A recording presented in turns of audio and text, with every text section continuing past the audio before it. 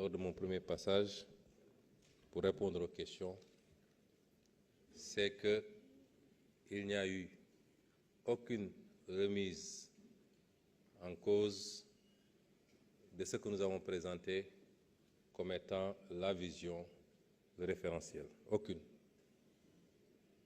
Je n'ai pas entendu de critique sur les grands axes programmatiques. On ne m'a pas dit que les orientations de financement ne sont pas bonnes, ou que la vision agricole restait à désirer. Il n'y a eu aucune remise en cause. Et j'en conclus qu'à l'issue de ce débat intéressant, les spéculations sur la vision, sur l'existence d'un programme sont désormais totalement derrière nous.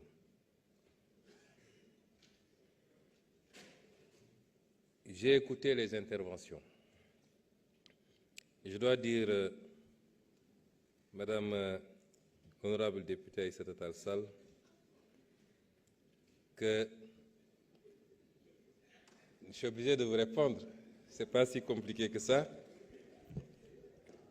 Vous savez, j'avais dit lors du premier passage que, en réalité,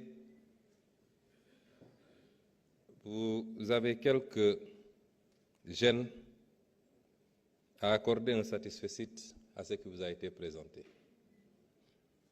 Vous faites de l'avocature et vous avez repris la parole et j'attendais des critiques articulées, structurées sur ce qui a été présenté. Vous nous parlez des institutions. Je crois que le débat a permis de les aborder en profondeur. Vous nous parlez du capital humain qui a fait l'objet de très longs développements dans le document. Vous nous parlez du franc CFA qui a été abordé à 2 reprises dans le document initial qui a permis à l'honorable Guy Marius Sagna d'ailleurs de rebondir. Et je suis surpris de vous entendre dire qu'il n'y a pas été fait mention du franc CFA dans ma présentation. Vous parlez de slogans.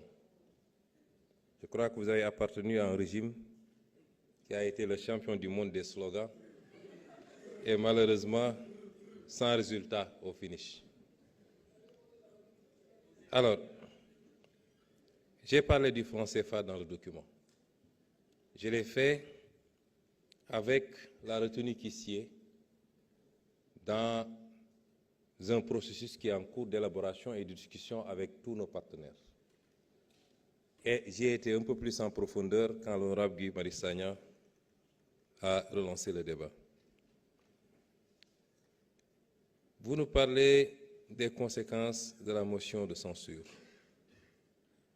Mais pour nous avoir suivis, vous savez bien, Madame l'honorable députée, que nous n'avons jamais eu de problème à assumer les conséquences. Par essence, c'est ça qui fonde notre action politique. Puisque nous n'avons absolument rien à nous reprocher, à craindre, tous ensemble, opposition comme pouvoir, laissons la justice faire ce qu'elle doit faire et sans aucune interférence. Ce qui n'était pas le cas, malheureusement, dans le passé, où nous savions ce qui se passait avec quelques éléments de la justice, et je précise bien quelques éléments de la justice. Je n'ai pas dit également que je n'étais pas venu à l'Assemblée pour échapper à une motion de censure. Je vous ai dit que la politique, c'est aussi, c'est pas seulement la force et le forcing. Et j'ai bien compris les adversaires que j'avais en face de moi depuis 10 ans. Je comprends comment ils fonctionnent. La politique, ce n'est pas que cela. Aujourd'hui, je fais une déclaration de politique générale.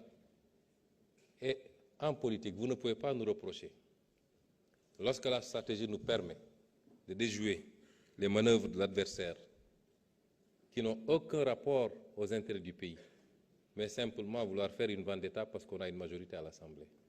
S'ils n'ont pas eu l'intelligence, s'ils n'ont pas eu le recul qu'il faut pendant les 5 mois qui ont précédé pour dérouler leur stratégie, je ne suis pas coupable de cela. Et la politique, c'est également ça. Et il était clair que notre gouvernement n'allait pas être le premier qui subirait une motion de censure au Sénégal. Ceci dit, pour les questions et les interpellations, les autres questions et interpellations, M. Mohamed Sall est revenu sur le dispositif de suivi et évaluation à mettre en place.